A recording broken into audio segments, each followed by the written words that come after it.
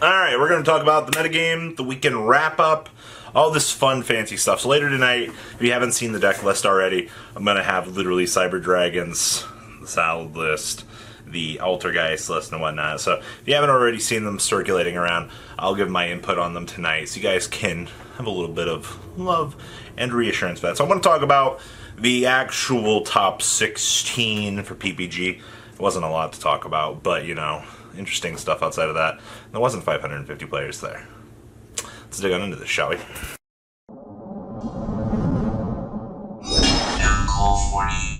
Alright, so 9 SPYRAL, which we talked about yesterday morning, made it into Top Cut. We had 3 scrap, 3 regular, and 3 extra. Well, that's pretty good. Alright, that was a good, nice breakdown. And then we got Altergeist coming through here, winning the whole thing. Alright. Now, everybody's like, why do we care about PPG? Alright, why do we care? Why are we putting so much stock in this? Alright, we should not be supporting this community, is what everybody's saying online. I think this is the dumbest shit in the world. Alright, they ran the first large-scale big event for the player base.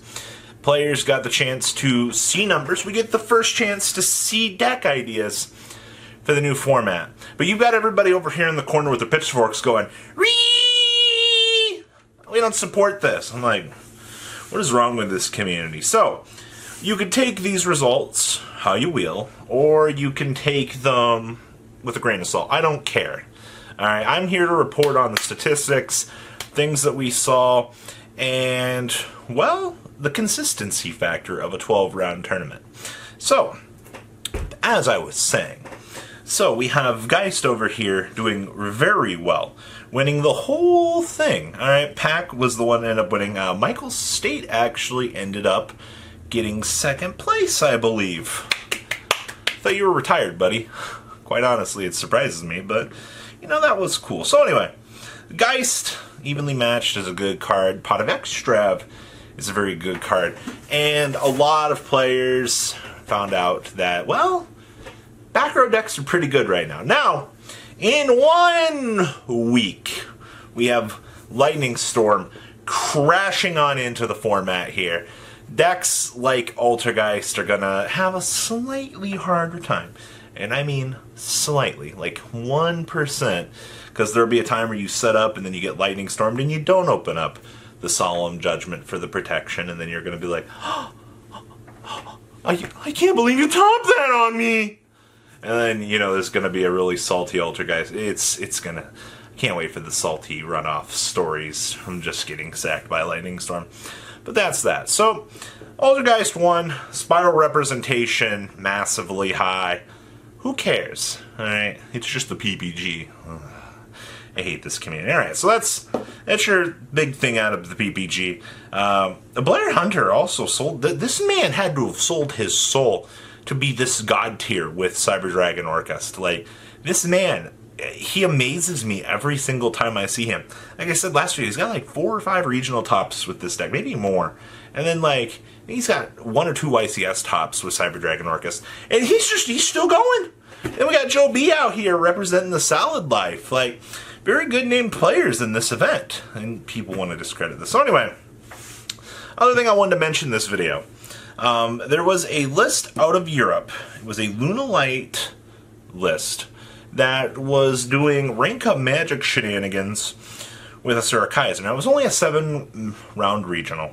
And I do want to say that I think this is worth talking about. Because, actually, earlier in the week, we covered this stupid idea of Asura Kaiser into Big Eye. And then, you know, you rank up the Big Eye into VFD. Well, the interesting thing about this list also was playing Dark Magician Souls. You use Souls to dump your Tenki that's already on the field, or, you know, you can dump your Lunalight Tiger that's already done its thing, get some more draw power. It's really cute, actually. I like this little concept a little bit more. But, you know, you guys have watched a majority of the metagame discussions so far, and I want to reiterate a couple things here. You guys can see this Lunalight list later. It'll be on the channel as well. But, okay, so back to the point here about the metagame discussion. So, sleeper deck number 1, I think, is Muskets. And that was literally what the whole last video was titled for this. But I do wholeheartedly believe that a deck that has this many negates actually just spam... Watching your opponent have issues when you just establish the max is pretty good. Like, 4 special summons from the deck and your opponent can't do anything about it. You kind of go into a winning position. Also, cross-domination, being able to negate from the hand with, you know, actually destruction with Desperado and protection with Last Resort. Like, yeah, it's actually pretty good. But the problem is the deck's normal summon reliant. If your opponent does something to your guy, well, you're not going to have a hard time, but if you can play through that back row, you can do relatively well. It's kind of scary, actually. Plus, you've got Utopia double to OTK your opponent. The deck is very solid tier 2, in my opinion, to play through things. So I just wanted to bring that back up, that going forward, I honestly believe that if you want to do well with a regional right now, at least to get your invite, and you're looking at all the rogue decks, and you're like, you know, what can I play? Well, I do think that you can honestly look to Musket. It's a very decent deck to do that with. Now, that opinion might change later, but the way that everything's setting up, you know, we are heading into Ignition Assault here, so we'll have to wait and see where that opinion goes. But anyway, so there's that. Number 2, I have a whole bunch of stuff from locals. I have a 10E deck profile for everybody, and he ended up going 3-1 at our local for sneak preview, and it was really cool. I watched this guy do a lot of outplaying on players, and it's really cool watching a going second 10E deck do what it wants to do. You know what I mean? I never thought I would say going second 10E in the same time. This deck has a really good time at breaking boards. It's really cool, actually. And then we also have a hero list as well. I also have feature matches for that. That'll probably go up next weekend. But I'll definitely try to spur up the deck profiles where I can this week. Also have a Mermail list as well. It's been doing relatively okay locally. I know they're local events, but like different styles of play, different things, as opposed to, you know, one big event. You know, we're still at that stirring pot in the format here where, you know, things are interesting. Now, other thing here, we had anti-magic arrows be mentioned by Tyler Jodlica.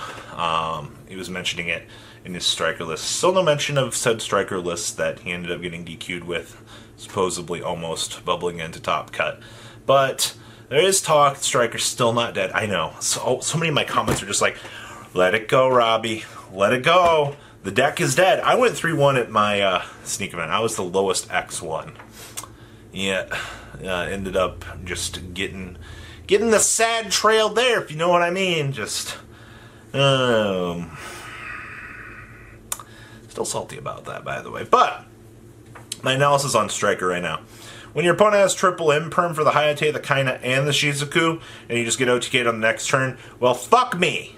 Alright, like, that's some salt right there for me. So, you open up triple imperm, you deserve to win. Alright, that's just how that works. Alright. Number 2, your grind game is great. TC Boo is a hell of a card. Oh my god. TC Boo is nuts. Alright, like, who needs Engage when you can set TC Boo and watch your opponent go, how do I break this, George? Like, they struggle a lot harder than we do, actually. So yeah, cheers. Cheers to TC Boo. There can only be one. Needed that. Oh, it's so great. That's my little review. I'll post the deck profile if you want, but I literally net decked the guy that got second place out of what was Puerto Rico for his event. I wanted to test his list. I was like, you know what? The starting point, we can get our feet dirty with the deck.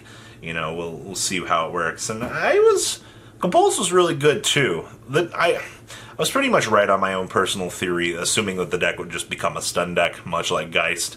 You know, you play Disruptions. I kind of want to play Solemns in the deck. A little bit iffy about it, because you still have your library of spells that you have to reference and, you know, get access to. And if you can't get access to them, well, you're just like, well, what do I do? Like, there's technically only so much that you can do in the deck now. Also, like getting 3 spells in the graveyard turn 1 is near impossible. Your basically first Widow Anchor is just a negate. So, I mean, hey, Kagari returning it back to the field every single turn is really good. So, if you guys want those local profiles, or if you guys want the striker list, I'll go through. I can review it, give my take on it if you guys want. Always like, comment on the video, tell me what you guys want out of these things. And well, Papa Robbie's out. Robbie, why are you not playing Spirals yet? Well, you see, getting mail from Australia takes infinite time. I bought them on like pre-sale, by the way, and they're coming in on literally today. So, about time! The ride never truly ends. Thank you, patrons, for helping support the channel. Without you guys, I don't know if I'd still be doing this. And for those of you that like Cardfight Vanguard, FanColt40 is here for all your content needs.